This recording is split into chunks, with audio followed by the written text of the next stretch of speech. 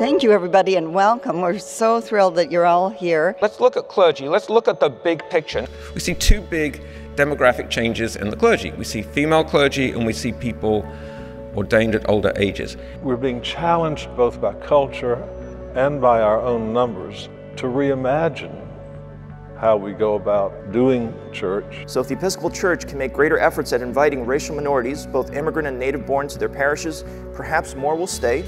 And if they stay, their families may possibly pass down their faith and help sustain the future of the Episcopal Church in the U.S. There are pockets of opportunity and there's pockets of vitality within the Episcopal Church where dioceses are organizing themselves to go after those areas of growth. We're going to switch gears and go from talking about the changing demographics of the church to talking about socially responsible investing. What responsibilities do I have in terms of the environment, in terms of social impact, and how do I incorporate that into my investment decisions? We don't only invest in the brick and mortar, but we invest in the community and things that support that community. They really have to focus on where the future is going, and it's crystal clear where the future is going. We are moving towards a clean energy economy. One of the most important things that's happening, I think, in this last few years is that we're actively asking that question. How can markets be used to address these things? And clearly the church pension fund and the church-related pension funds are sort of the leaders. They are the people with the heart. We have to balance between being good stewards of the capital we have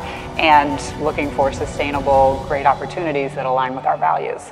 I think this is so hot, what you're doing. Not only are we caring for elders who have served our church, we're caring for the environment and third world development, and and we're putting our money where our values are. I'm so inspired. I'm ready to sort of spin my collar, work for one of you, volunteer, because it's just so incredibly inspiring to me. And this is my church pension group, and I didn't know it. I think it's really important to have these gatherings because I think it is an opportunity for dialogue and exchange. And listening to people ask questions about it helps me get a perspective that I didn't necessarily have. For me, the highlight was the questions and comments that came at the end from the audience.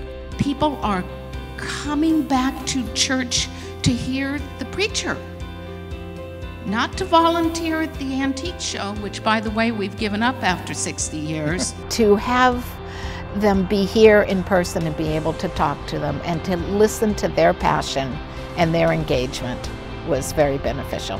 CPG does exist to serve the church, and as a trustee I can tell you that we focus on this a lot in our work as trustees. When CPG takes the initiative to come out and explain, for instance, the type of socially responsible investments, it makes me feel good about my church. And that's exciting because then you have a sense that yes, our context may be different or unique, but we're not alone, but we're part of this broader family that is attempting simply to be faithful to the gospel of Jesus Christ. I think it's said that all theology is local, and so we're here on very local levels, interacting with folks, listening to them, sharing with them, communicating with them, and then we envision church together from here.